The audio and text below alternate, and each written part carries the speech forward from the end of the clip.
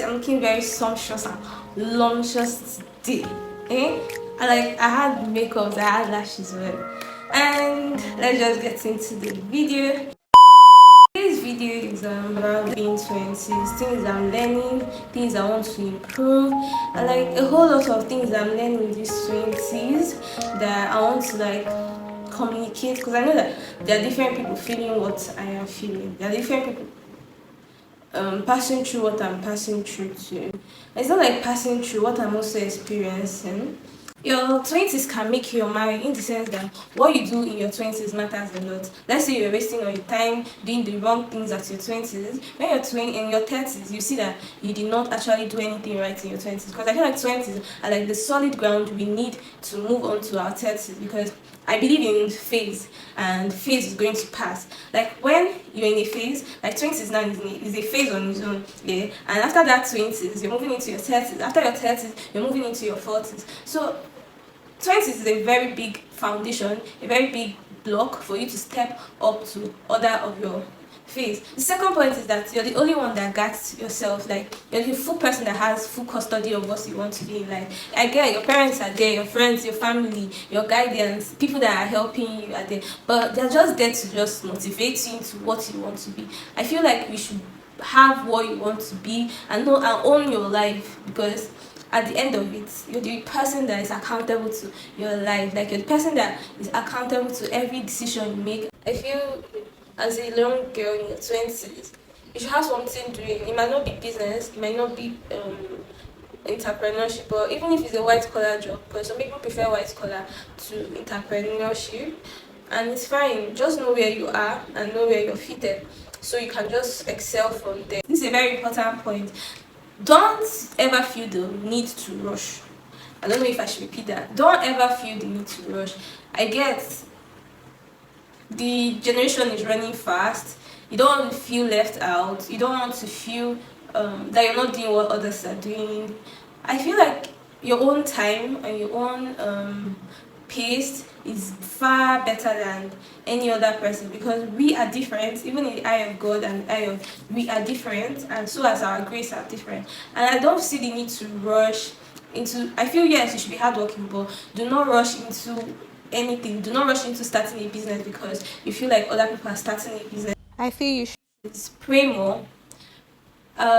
Prayers as a Christian in your 20s prayers as a Christian in your 20s cannot be overemphasized. Like, how do you want to deal? Like, every day you're trying not to get mad, and you cannot even share your problems. Like, you can't come every day. Some days I feel like I want to rant, like I want to just come online and just rant, but at the end of the day I'll just hold myself, because I feel like everybody's passing through their own shit. Like, everybody's passing through something, so you cannot just come and convince people with your own rant. But sometimes when it's too much, I'll rant online, because I feel like after ranting I'll get myself, so I rant sometimes. I'll rant and just feel fine. But as a Christian and someone that is in her 20s and you don't pray, sister, what are you doing? What are you doing? Like, what are you doing? Prayer is very important, because it helps me, I feel it helps every Christian. Like, after prayers I just get myself, like, every problem that it is, I mean, no, the problem might not be solved, but I just feel this reassurance from God that yes, baby girl, I'm with you. Try to worry less. Like, coming from somebody that is an overthinker, I literally think about everything. Like, my business can stress me, like everything, and I will feel down. But I'm learning to like worry less and just do what I can and just leave the rest to God, and for Him to just help me, because at the end of the day I'm human.